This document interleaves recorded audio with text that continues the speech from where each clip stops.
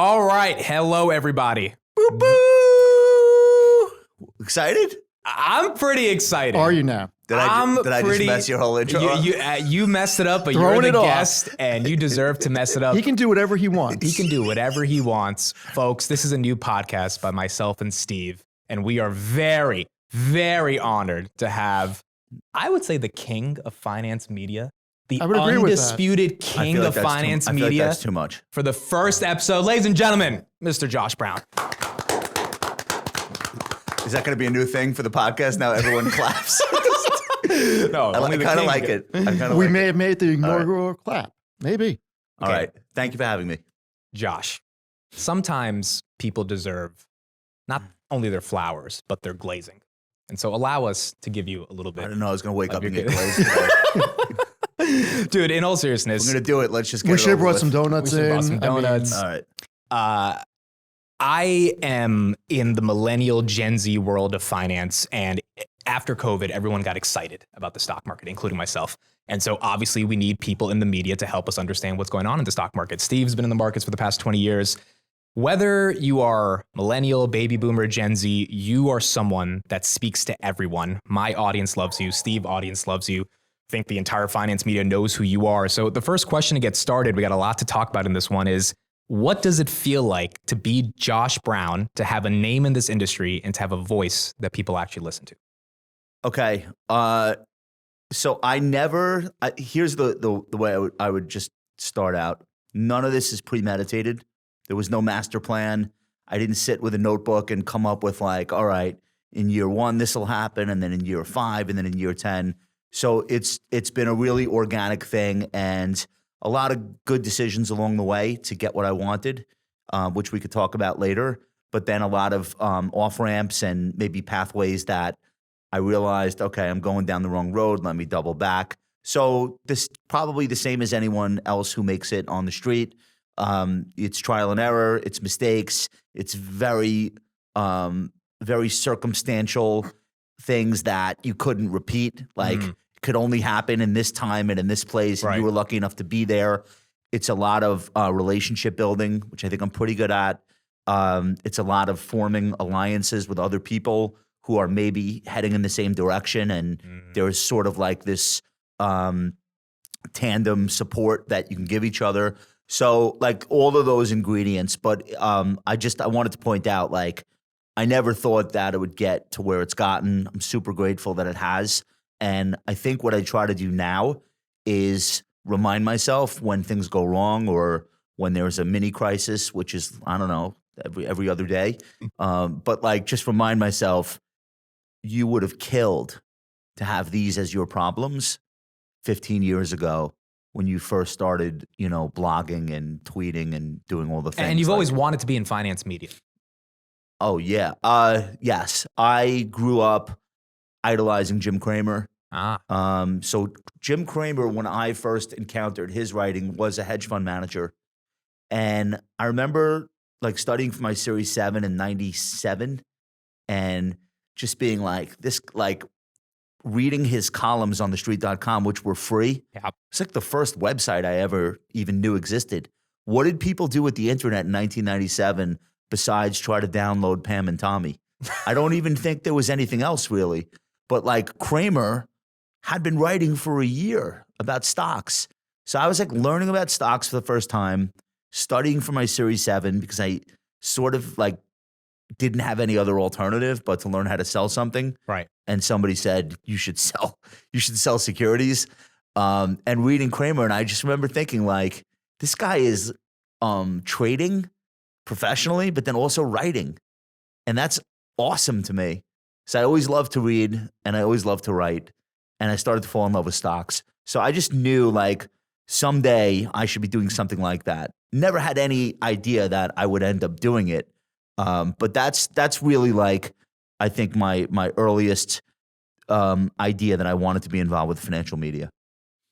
So early in your career, you were in the brokerage world in the late 90s in Long Island. But let's call it what it is, boiler room. I didn't want to say it, but So the guys in, most of your audience probably grew up watching not Wall Street, but like Wolf of Wall Street. Yep. probably yes. Okay. It's like a top 5 film for me the whole time. Okay. So like I know all those guys. They were already getting kicked out of the industry before I was even getting started. Huh. But the people who worked for them, there was a diaspora when Jordan went to prison, and all of those lieutenants like basically spread out across New Jersey, Long Island, Manhattan, Right. Even Brooklyn, Staten Island, and Boca Raton.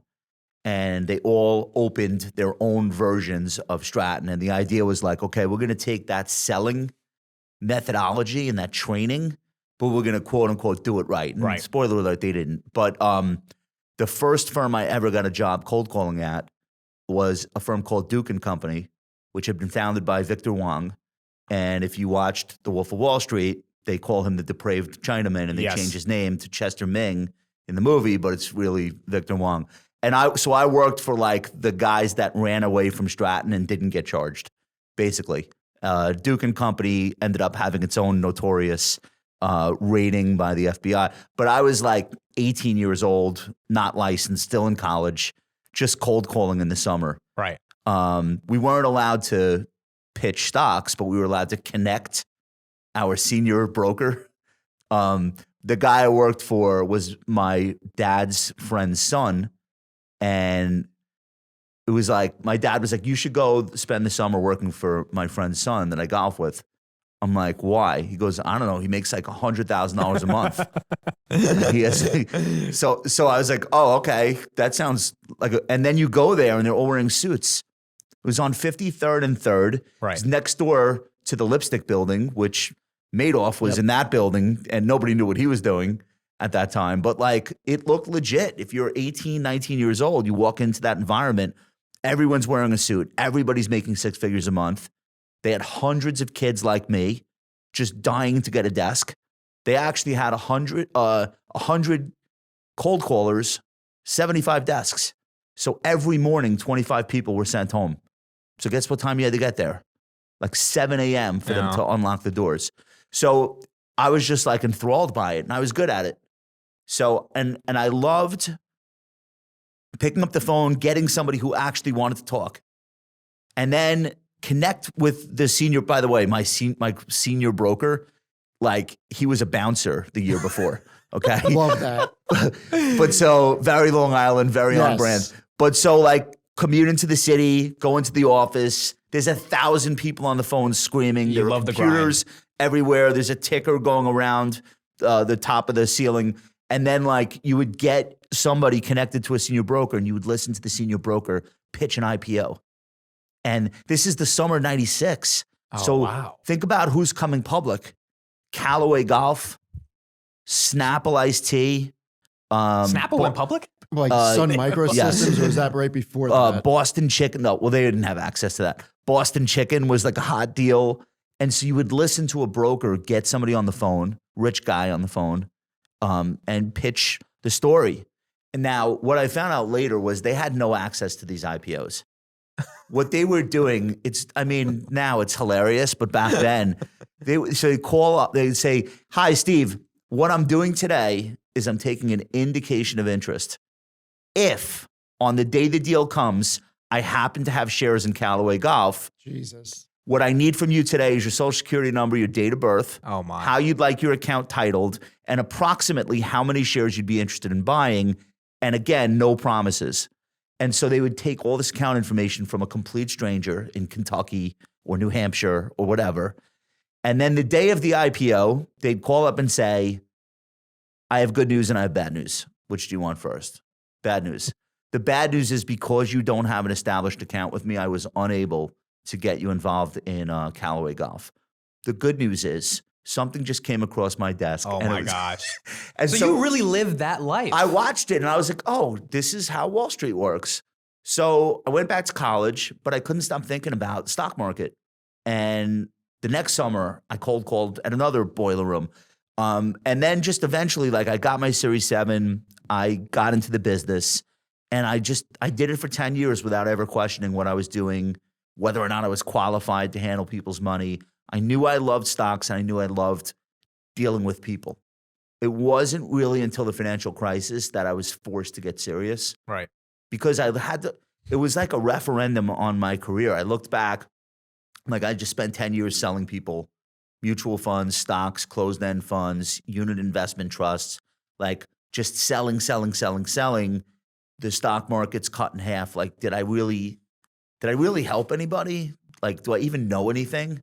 And so around 08, 09, I had this like awakening and I was ruined, like dead broke, had one baby, another on the way, living in a 1-bedroom in Manhattan, no idea how I was going to pay my bills. Mm. And I just realized like I am not in the right part of the business. I'm doing bullshit. Yeah. Like, and so that is really the origin of the Reformed Broker, where I decided, you know what? I'm like 30 years old. I'm not going to live like this anymore.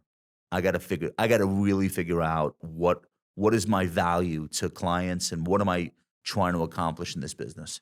How did you make the decision to do wealth management, full service firm versus going a hedge fund route? So I realized that what I really wanted to do was help people. Like it made me happy when I would hang up the phone with somebody and I had just finished explaining something, doing an allocation for them, helping them, transfer a rollover IRA from a 401k. Like I liked the mechanics of like someone has a problem, I'm the person that solves it. And then like by the end of the meeting or the end of the phone call, it's like I just did something. So I knew that was like the direction. What I didn't realize was that I was Series 7 licensed, which made me what's called a registered representative. Right.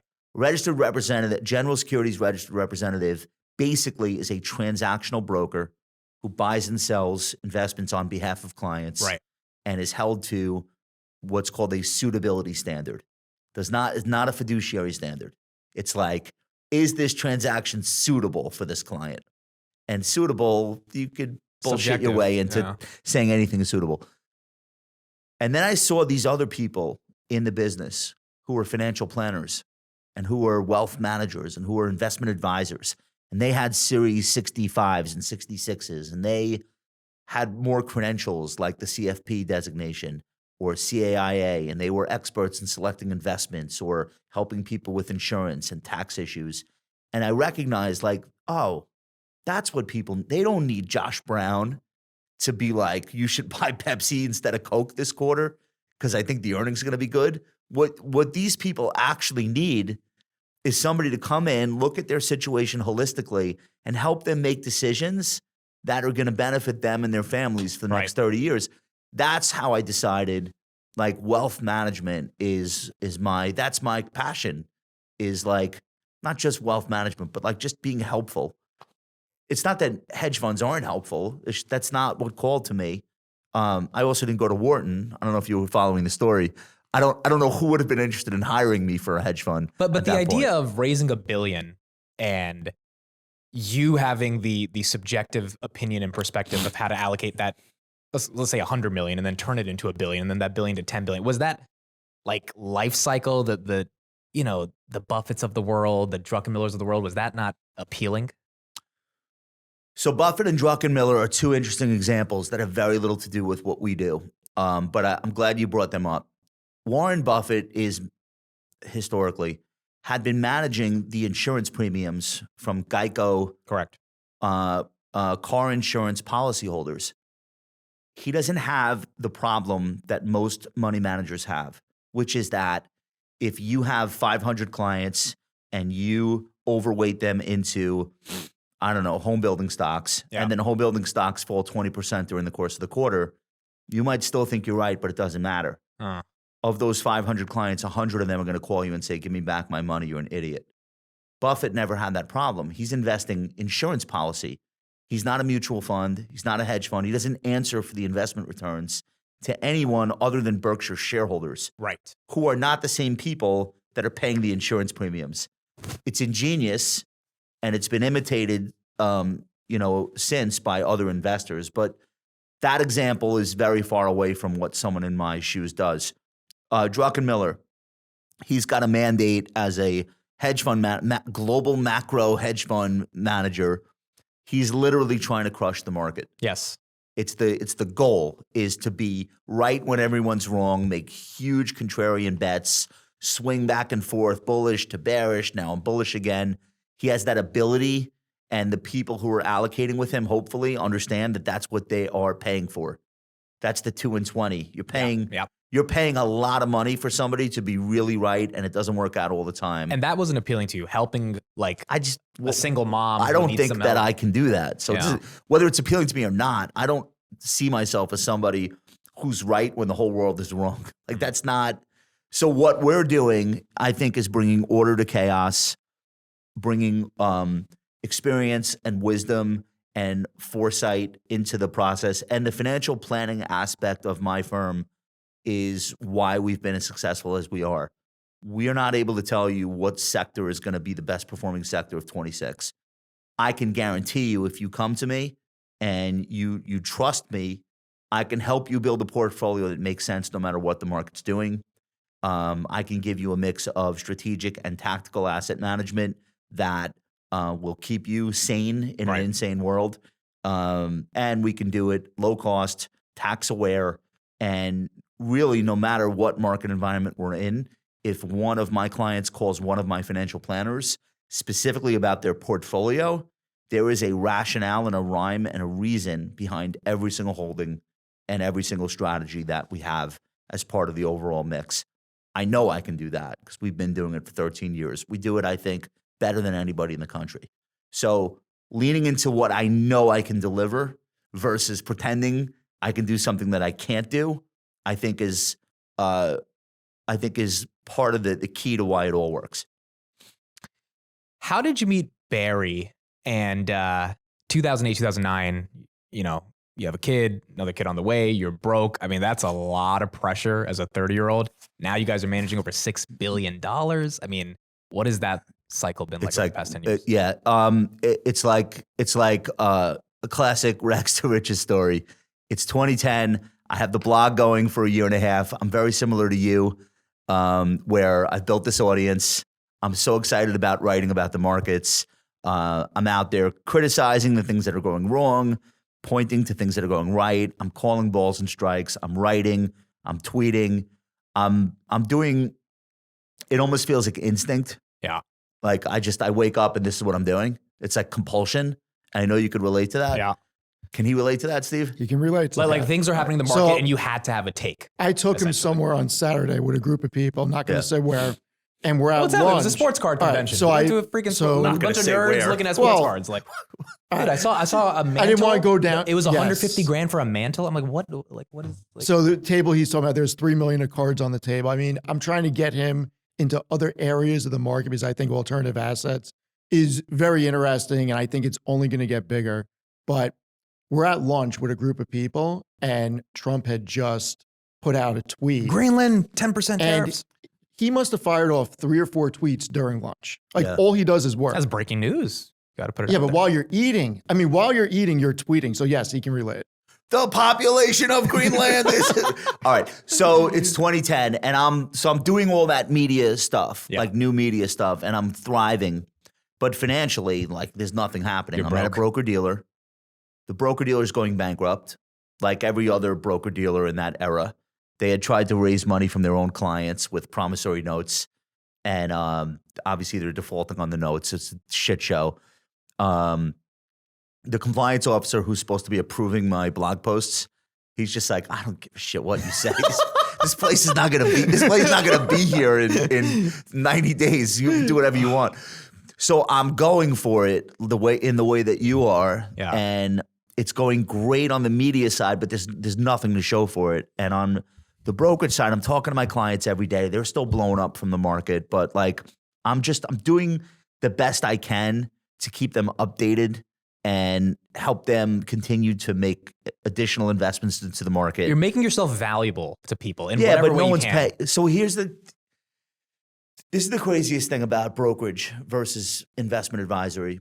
And it took somebody totally outside of the business to point this out to me, my wife. She doesn't know anything about Wall Street or any of this stuff. But she said to me at the end of 2009, she's like, I don't understand. You go to work every day. I see you.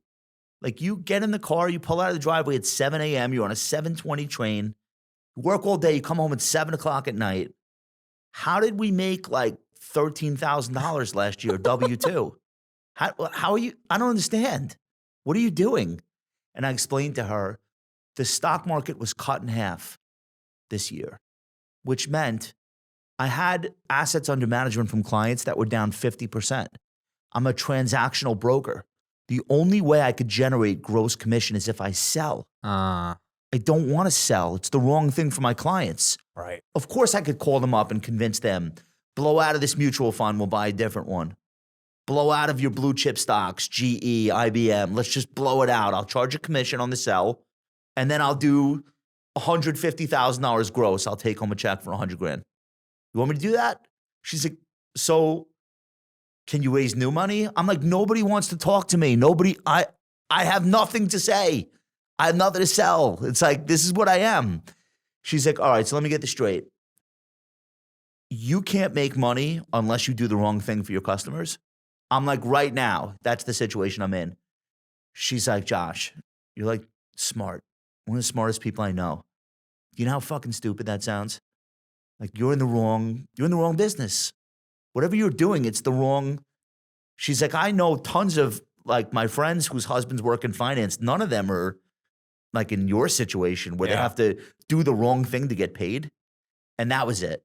It was like somebody flipped on the light bulb. And I looked around and I got a really honest look at my situation, the types of firms I was working at, the business model, the idiots that I worked for. And I was just like, something has to change, drastic. So to get back to the original question you asked me a half hour ago, I meet Barry because I'm doing all this blogging. I know I want to escape the brokerage side. I get invited to I swear to God, this is a real thing, a financial blogger conference. It's in Coronado Island, San Diego. Okay. Which might as well have been the dark side of the moon. I had no money. Like I had to buy a plane ticket to California. And I was just like, how? I literally don't have the cash. My father-in-law, thank God for him, said, just buy the ticket. I'll take care of it. You got to go. Yeah. Because my idol at that time, Barry Ritholtz, the famous financial blogger, the blogger that I was blogging to be just like, was going to be there. And I called the conference organizer, Howard Lindsay, and I said, Howard, is Barry definitely going to be there? Because I'm going to buy a ticket and get a hotel room. He's like, 100%. So I get there. It's literally the first person I meet. It's drizzling, which doesn't happen often in San Diego. I guess nobody's around the pool except for one guy. It's Barry. He's sitting on a chaise lounge with a laptop, of course, and a towel over him like a blanket. And I sit right next to him. And I said, and he had no idea who you were. No, he knew who I was because people had sent him my blog posts. Okay.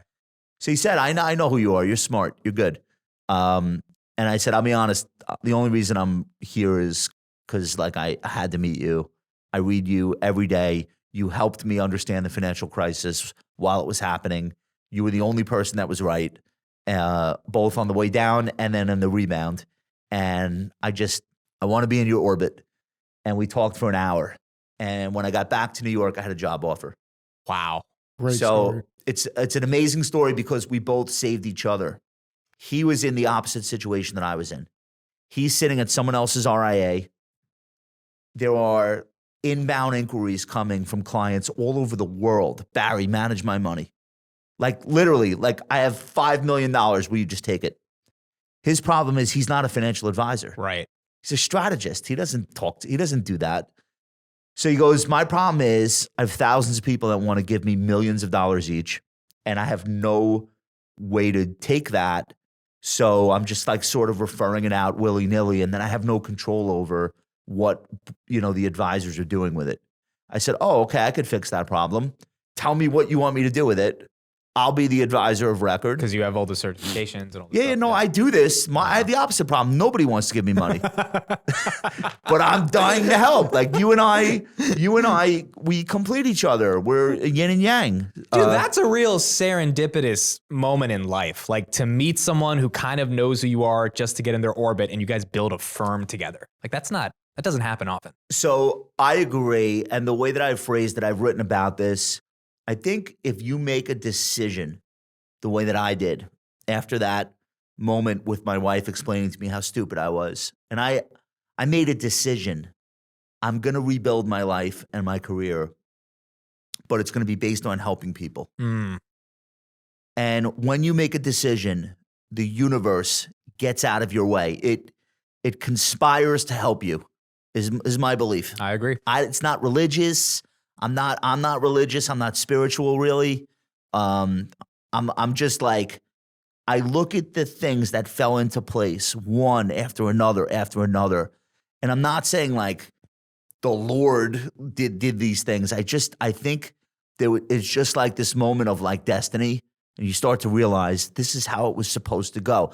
I was supposed to struggle for 10 years at the boiler rooms and learn all the things not to do. Mm. I was supposed to get this front row seat to the fear and the greed and the larceny and all of the mistakes that people can make and all of the horrible incentives of the brokerage side of the business. That was meant to have happened. It set me up to decide I'm not doing that again. And I'm going to rescue everybody I talk to from that and do things the right way. Like now it's all in hindsight, because if it hadn't worked out, I wouldn't be saying Right. my time in the wilderness was like meant to be. I'd be saying, God damn it, how did that happen to me? So, but I do really feel it's beyond serendipitous. Something just tells me like this was supposed to happen. And one of the things that I think is like, fate is the cards you're dealt, but destiny is how you choose to play them. And I think I played the cards pretty well. And then obviously there's a lot that happened between then and now, but that's 16 years ago this summer is when I met Barry. And Wow. yeah. And so, that was really important for both of us because he was not in a great situation either. And so we sort of saved each other. And it was a remarkable thing. So, being what you've been through, what's one rule you would have given your younger self about business and about the markets if you would have said anything?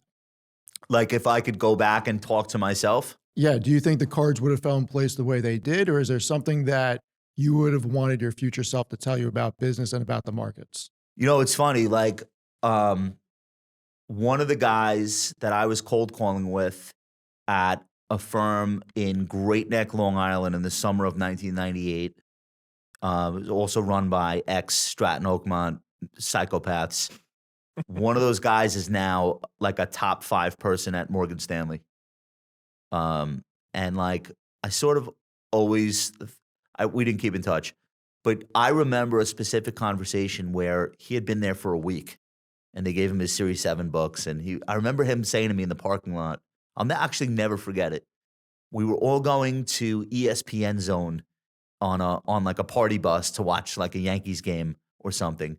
And we were standing in the parking lot waiting for this bus to show up. Imagine a party bus filled with stockbrokers from Great Neck.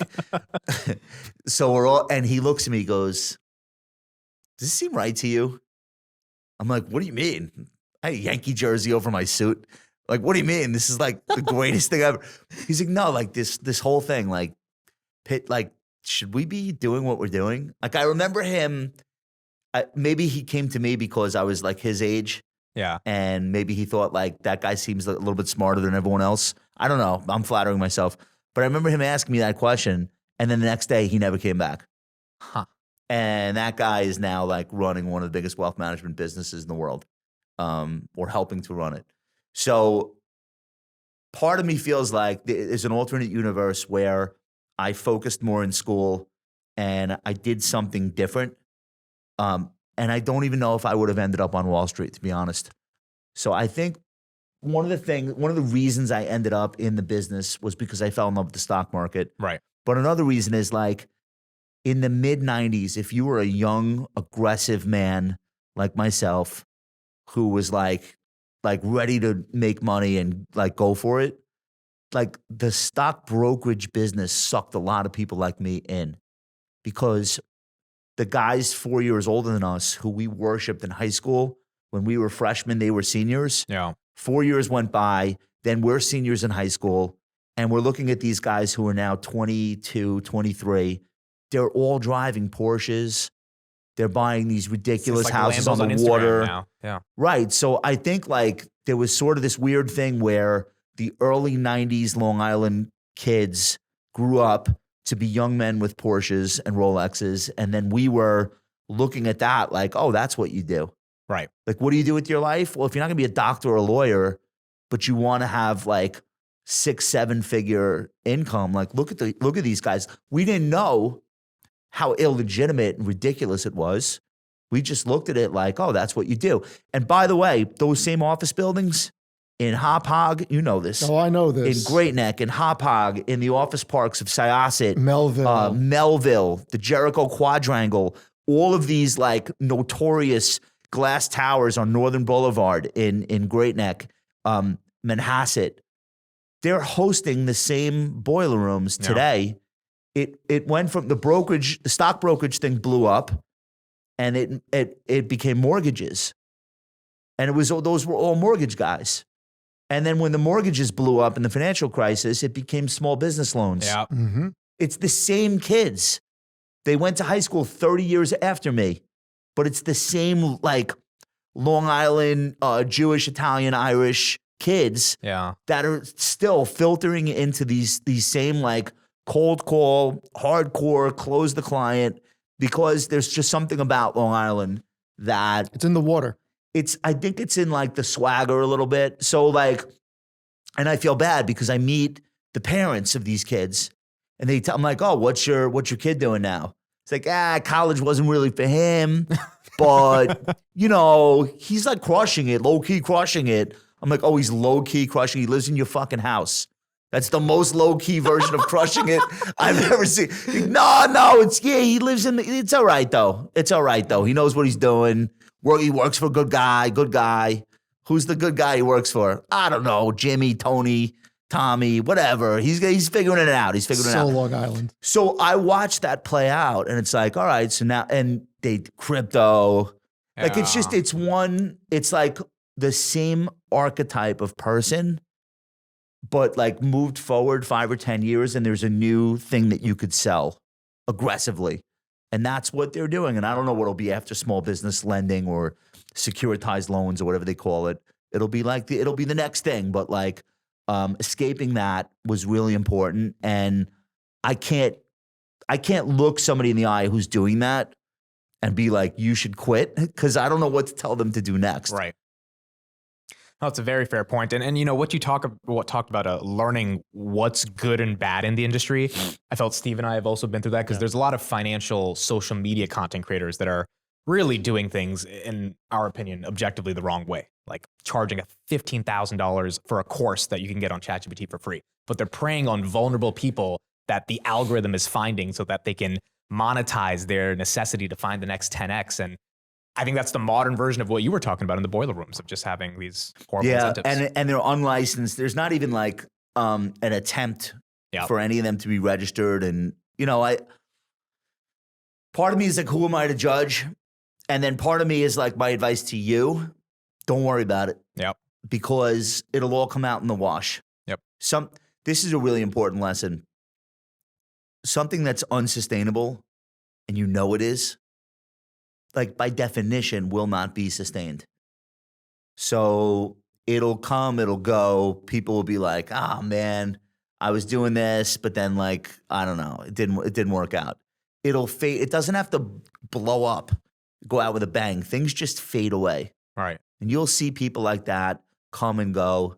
You'll see. I look at guys that are on their fifth scam. Yeah. On Wall Street, guys that they were running endowment funds, quote unquote, like they're like charging people 200 basis points for a mutual fund where they allocated to like 80 different alternatives. They would buy like tureens of steak and go into brokerage firms and get the salespeople to recommend their fund. And then like 2 years later, they're doing like a gold fund. And then 3 years later, they're doing crypto. And now they're doing AI. It's the same scumbags. And it's like they do this, then they disappear, they fade away. People forget, then they come back, they reemerge. a whole new crop of people are paying attention to them because they don't know, oh, this guy was killing people in some other asset class 3 years ago. Being the investigator of those people or going to war with them, It's not worth the energy. well, it's not going to be sustained. Yeah. It's not going to work. It'll only work for a period of time. And you might say, it just makes me sick to see people being victimized. That's not your business. Yeah. It's not your problem. The best way you could fight that is by offering an alternative. Yeah. And lasting, building something that is good, and then just keep going. And eventually the money goes to where it's treated best. This is an iron law of finance, and there aren't many, so pay attention to this one. 1000% agree. It might temporarily go to somewhere where it's abused. It doesn't stay there. It can't, because it'll get blown up eventually if it stays there. Money eventually flows to where it gets treated best. And if you just know that that's the gravitational pull of the financial universe, it explains the success of BlackRock, which is now $14 trillion under management, and Vanguard, which is probably 10 or 11. Because money is treated well there. It doesn't mean every fund goes up every year, but just generally speaking, they're building products that are meant to do good and not harm to people. And when an asset class works and Vanguard or BlackRock have a fund in that asset class, you might not get every penny of the upside, but you'll get enough of it where you feel that your money was treated well. And that is like the arc of the universe, right? They say it bends toward justice. Yeah. In financial terms, it bends toward people who do the right thing ultimately win in this business. And I hope that people see myself and Barry at what we've built as part of being like on the good guys team. That's like what I hope comes across. We treat people well. We treat their money well, and that's why we win. Well, you're authentic, and authenticity wins, and I think that's why you guys have such an audience behind you that actually cares about what you have to say. I talk too much it's impossible to say as many words as I have said over the last 16 years and for it to be inauthentic. Right. It's too much to stage manage. At a certain point, people realize, all right, this is what this guy is. Okay, so you talk a lot. You say a ton of words every day, every week. I want to dive into a little bit about the pressure of being a person in finance media, because you are going to say you like a stock, it's going to go down. You're going to say you hate a stock, it's going to go up. You've been doing that for 15 years. Now you're on CNBC. You have a big audience. I mean, I don't think you're on Twitter anymore. How do you deal with just random opinions criticizing? Well, it's too late now. You can't hurt me now. Like when I was 5 years in, I would be like on the verge of tears if people were ganging up on me. Really? Yeah. It's like it actually affected your mental health. Yeah, don't say whatever you want. Say whatever you want. I know what I believe. Like you can't convince me that what I believe is like in some way wrong. I will be wrong all the time in the stock market, but I also know that the smartest people are also wrong. Yeah. I mean, I've met them. There's nobody I haven't met. So if you name a famous hedge fund manager, I've spoken with that person. If you name I've met all the CEOs at all the biggest asset management firms. I know everybody. So I know that they're all human beings. And actually, one of the things I recommend to young people in your audience, I think this is super relevant for, meet as many people as possible because it shrinks the universe. You meet like famous people or well-known people and you realize like, oh, it's just like, all right, it's like a super accomplished person, very impressive, but it's still a person. Yeah. Right? It's like, it's not another species, right? So like once you've met everybody in the industry, you're still impressed by them, but you don't think they're gods. You don't think they're infallible. And you realize like, holy shit, that person had to make so many mistakes and lose money on so many things to become who they became. So then you don't get upset. People are like, oh, you're wrong about, okay. Then what? You right about everything, asshole? Like you have to adopt that a thicker skin. Yes. So once you realize, like I read the book about Jim Simons and Renaissance Technologies. So that's the greatest money manager of all time. Quantitative, yep.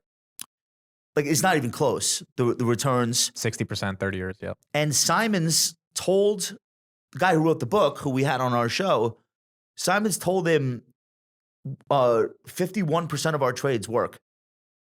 I want that to land on you.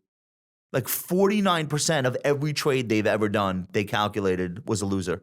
Wow. The game is not a batting average game.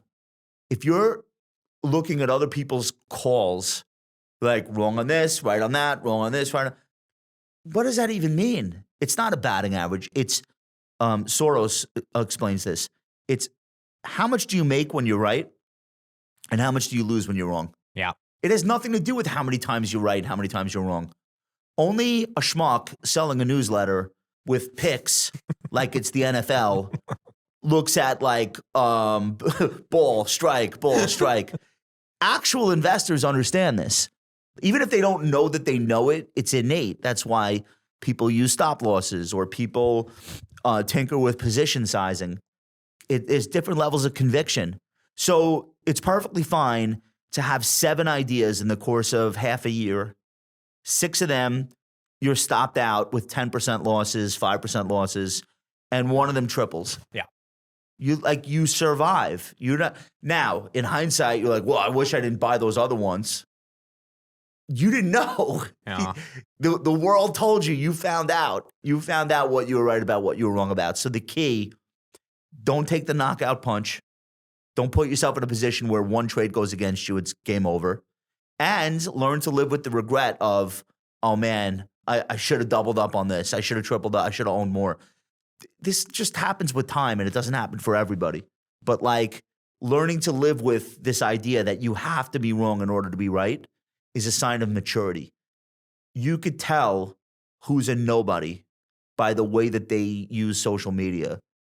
If you see somebody ridiculing someone else's trades, that person is a nobody. They've never managed money at a high level. They've never had to call a client and explain a loss. They've never experienced redemptions. They've never been in the hole. They've never had a margin call. They're a fake. They've never dealt with public scrutiny. Because professionals don't do that shit. Can you imagine? You imagine somebody managing a $3 billion hedge fund talking shit about somebody that manages a $6 billion hedge fund? You never see this. Why do you never see this? Because professionals don't punch each other and throw rocks at each other's shops. And the reason why they don't is because once you've been doing this professionally, not on paper, fake Twitter hedge fund, like really doing this, you have had the scars and the losses, and you know it's going to happen to you. You ridicule somebody else being wrong on something, but as we speak, there's probably a position in your portfolio that's about to hurt you. Yeah.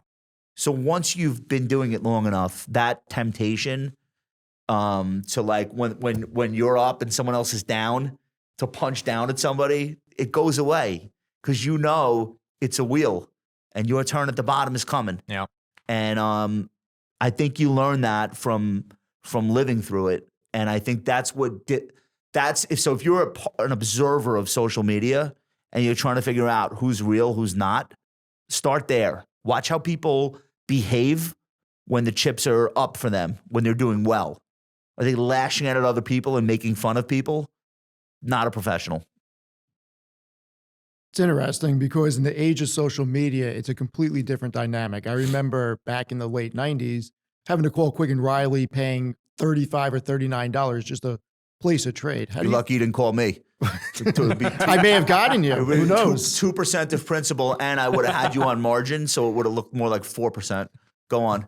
So it's interesting because I see how much I've seen the markets change. How do you think the new dynamic of always having access to the latest breaking information with cell phones and just every other dynamic that people have access to, how do you think that's changed the markets? And what do you think people get wrong about the market so much? Because I listened to the latest episode of Compound and Friends, which, by the way, my father and I's favorite show. Oh, thank you so much. That and Thank All you. In are the two things we listen to every week and talk about. I don't listen to long for that every week, dude. Yeah. That 1 hour and 30 minutes is getting my attention. No matter what. Thank you And guys. I the appreciate conversation that it. Wait to hear this week's.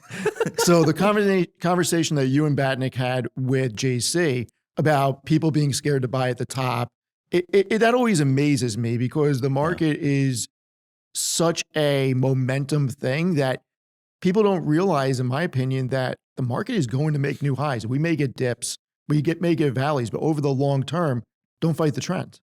Yeah, so it's really easy for you and I to say that now, and we do, and we know it's true. It's much harder to say that in 2010. The 2000s decade was a lost decade for the S&P 500, as you know. But for the audience, if you had bought an S&P index fund on January 1st, 2000, and held it till December 31st, 2009, a full 10 years, your net return was zero. By the way, I don't think my generation can even factor what that means. I can't understand what that means. 9 years of nothing. And actually, but it's worse than it sounds. In inflation adjusted terms, you actually lost money. Yeah. So that's number one, because your purchasing power shrank while your money stayed flat. So nominally, you were flat, but in real life, you were down. You lost money. Yeah. But it's actually even worse than that. For your trouble, right? You got nothing. And your trouble was two of the most vicious two of the top 10 bear markets of all time happened within 5 years of each other. So from 2000 to October of 2002, almost 2 full years, the market effectively fell straight down. Yeah. NASDAQ fell 90%, S&P fell 57%, peak to trough. And not only was there a dot-com bubble blow up, there was 9/11. We had major blue chip companies revealed as accounting frauds. Enron, WorldCom, which had acquired MCI, it was the phone company went to zero. I don't even know if people can fathom that. Imagine Verizon Going to zero, being a fraud and going to zero. People's portfolio, the most conservative, like just plain vanilla S&P 500, they wrote it down almost 60%. Okay, so you have that trauma. Then it comes back, and your housing price goes up, and you start to feel rich again. And then 5 years later, it's 2008, and once again, 50% haircut in the S&P 500. Some of the biggest publicly traded companies in the world go to zero. Lehman Brothers, Bear Stearns, these things disappear overnight. One day, this is a blue chip company with 1 million employees. The next day, it's zero. So like, and AIG, and there's a whole list, and you guys know the names. But so then you recover from that. You get to the end of the decade. You just endured 2 50% stock market crashes, and to show for it, you have nothing. No gain. You just lived through 2 of the worst market events ever within 5 years of each other. And in a 10-year span, the S&P 500 has gained zero. And the crazy thing is everybody thought Liberation Day was some meteoric event. Well, so those are, 21-year-olds that they don't have that life experience yet. That's okay. Yep. They'll get their own crash sooner or later. I'm surprised about the amount of leverage I see people talking about. I feel like there's so much leverage in the market today, it scares me. So we call that tuition. That's a good way of putting it. So the next market correction, they'll get wiped out, and they will have paid their tuition to the School of Hard Knocks. And that's how you learn. And fortunately, they're doing it young before there's real money involved. Yeah. It'll suck, but like, how else do you learn? Nobody learns anything from books.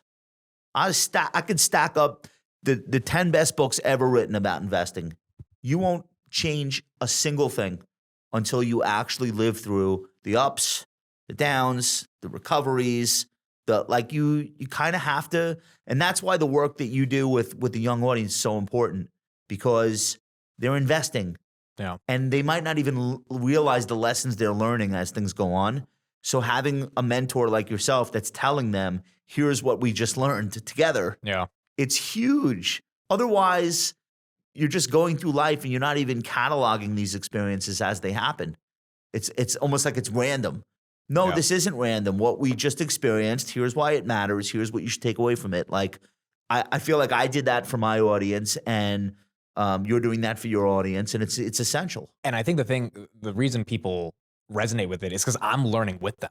So I'm having the humility to be like, I don't know why the hell silver is at $94 an ounce, but I can research it and I can use my communication skills to help other people understand and then kind of take a position or not take a position. But I think the necessity to learn and actually try to catalog these experiences, it matters. I blew up my first account out of college, 25 grand. I put it into a biotech. Me too. Yeah. Well, I had a biotech. I thought they were going to cure every disease. And then they did a reverse split. I was like, oh, that's a little weird. Then they did a second one. I was like, oh, this doesn't. And then the account blew Reverse up, split, never a good sign. I took my bar mitzvah money when I was first learning about stocks, and I put it into all these .com IPOs. Yeah. I think eToys I lost. I think I had turned like $14,000 into $40,000. Oh, you must have felt on top of the and then world. it went to zero. Yeah, then you fell on the bottom of the world. I was using margin, and I was buying like .com IPOs, and I thought I knew what I was doing. And then the market said, no, you don't. But like, I feel like that was valuable. That was my tuition. So this podcast has been about your life. We have 5 minutes left. In 5 minutes, what are you thinking about 2026 in the markets? So I don't really have like price targets for the end of the year or forecasts. Are you bullish, bearish in general? I'm always bullish. Thank you. Do you get upset if people call you a perma bull? I mean, kiss my ass. I've been a perma bull since. God, who does he sound like when I say I don't care? Yeah, I've been a he's the perma exact bull since. Listen to me. Where's my camera? Right here. This one. I've been a perma bull since the Dow Jones was literally breaking 10,000 for the first time. Now we're about to do 50. You know? And they said it was a bubble then. And it was. And they're still going to keep saying it's a bubble. And this is maybe a bubble now. And you know what? I'm 48 years old. Even with my own money, I'm still putting money into a 401k every year. And I'm forced to for the next 20 years. So I'm a forced buyer. Your whole audience, they're all forced buyers. All of us. Forced. You have no choice. You will, every 2 weeks, a portion of your portfolio will be diverted directly into the stock market, and you can't pull it out. So if you already know that your next 40 years, you're a forced buyer of stocks, wouldn't you want the market to fall? Why are you rooting for all-time highs to bail out your boomer grandparents? It makes no sense to me why young people are rooting for new highs. The worst thing for you is Dow 50,000. So it's a fair point, but during Liberation Day, and Steve and I, we know because of our audience, people are like crying, like it's bad. But they're like 30 years old. How do you explain to someone Keep that's buying, not the worst? shut up, stop tweeting, keep investing. That lost decade concept I just described to you, that's my actual lived experience. If it happens again and somebody spends that 10-year period of time doing nothing but adding to the market, once the market breaks out of that and goes, they will have so much more money as a result than they would if they're just buying at highs and then the market falls and they stop allocating. Disaster. The lower the market goes, the more you should be buying. Don't buy with money that is on margin or borrowed, and don't buy with money that you need to buy groceries. Right. We're talking about retirement investing. What you're talking about is speculative trading activity. I mean, what do you think? It's easy? Like, you think you're supposed to make money every week? Like, They do. It's not a job. It's not like, oh, here's my paycheck for the week. You're gambling. So it's good, it's bad, it's good again. Now it's even worse. Like, what do you think you're doing? You can't blame the market. Well, no, you're quote unquote playing the market. Yeah. Playing being the operative. You're not investing. If you're buying options contracts on silver, like silver futures, or if you're trading digital assets, or like you're not investing. No. These are not investments. They don't have cash flows. They're commodities. There's nothing wrong with trading. Trading's fun, but that's not an investment. An investment is, I'm going to buy this collection of 500 companies. Every company in this index is the best company on earth at what it does. The best chocolate maker, the best automaker, the best software maker, like one after another. It's 500 Michael Jordans. And every company in this index produces a cash flow. And the people who are buying each of these companies individually are betting that those cash flows will, at a minimum, continue, and in most cases, increase. And they're also betting the benefit of those increased cash flows is higher distributions in the form of either buybacks or dividends. Right. And that's what people are investing in. And when the prices fall for those 500 companies and people keep buying them, they say to themselves, oh, cool. For the same dollar amount, I get even more shares in those businesses. That's investing. Where do I think silver ends the week? You insane? Like that's until you and there's room for trading and investing in people's lives. I do both. Okay, but you have to know the difference. Got a last question? If not, we can. Yeah, let's do this one. I want to get Josh going on this. I can't figure out why Costco has a higher valuation than Nvidia. I can. Okay, enlighten me. It's not justified, but I'll give you the answer. The reliability of those, I just described cash flows. Yep. Reliability of cash flow in the modern era has become as important as the growth rate of that cash flow. This is why Apple sells at 38 times earnings. Agreed. Nobody thinks Apple is going to grow its earnings by 38%. Like there's no linear relationship between. Especially since they're selling stocks now. No, but the margins and the reliability of the cash flow is the thing that people are putting a premium on. Like, it's almost impossible to envision a scenario where someone who's a member of Costco and is paying that membership fee is tomorrow going to decide, you know what, I think I'll get the shopping done at Target. Yeah. They know that customer is coming. They know each customer. They know the LTV of these customers. And they know this household comes every 3 weeks. They swipe their card at the store. This household orders online, but every week. Like they know, the analysts who cover these companies knows that cash flow is reliable and that profitability will somewhat remain. They know that about Apple too, the ecosystem. There's 2 billion devices out there, all iOS users, all using Apple services, all using apps. Apple's getting a third of the revenue from the App Store. They know reliably, so that is what investors are paying a premium for. It's guarantee is the wrong word, but it's like that sense that, okay, things might go wrong, but Apple is going to be fine. Right. Now, it doesn't always work out and things change, and Salesforce investors are learning that now. People thought Salesforce was this permanent thing, like companies are locked in, they can't get out, they're always going to pay. And now all of a sudden there's a challenge to Salesforce, or at least people think there is, and the stock is pancaked, cut in half. Yeah. I think it's been down 3 years in a row. Yep. So could that happen to Costco? Sure, but it hasn't happened. And so that explains the multiple on stocks like that. There's a sense of comfort, and investors pay up for comfort. Given he brought up NVIDIA, let's end on this. I mean, you were one of the first mainstream finance people in 2015 that called NVIDIA. What has it been like the past 10 years seeing it become the world's largest company? I tell people all the time. There's this clip of you and Jenny Harrington where you're saying imagination matters more than PE multiples, and that has stayed etched in my brain for a long time. So NVIDIA is the biggest winner I've ever experienced in my career, but I tell people all the time, we could live another 100 years and not see a stock do that. I think it's the greatest stock. I know it's not in absolute percentage terms the number one. I think that's actually, believe it or not, Monster Energy is the best stock ever of all time. But NVIDIA's up there, and I don't think I'll ever see anything like it again. And if I do, I don't think it's something that I'll be early to. I just think I was listening to the right people talking about the right subject matter, actually on a podcast. I was listening to Mark Andreessen. Oh, wow. Yeah. Talking about machine learning and virtual reality, and this really interesting thing where it turns out, he's explaining this, not me, linear processing is not going to work.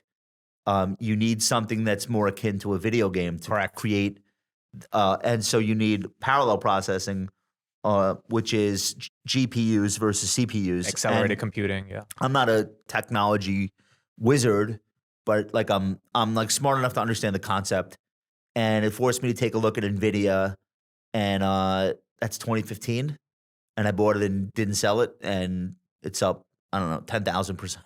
And then It's- why didn't you sell? Why did you just? I know Well, you trimmed, but I trimmed along the way, but why didn't you ever get out the whole position for 10 years? Because that's not easy to do, to hold on to something like that. But that's what I don't really sell. Like I'm in JP Morgan. I remember I bought JP Morgan, and then like 3 months later, this like scandal, the London whale occurred. It's like this thing where there was a secret trader in London who turned out to have been a JP Morgan employee who was like doing, I don't even remember the story, but it was like all over the front cover of the newspapers. They thought it was going to be the next financial crisis. Yeah. And the stock like fell 20 points, and I bought more. I don't sell really.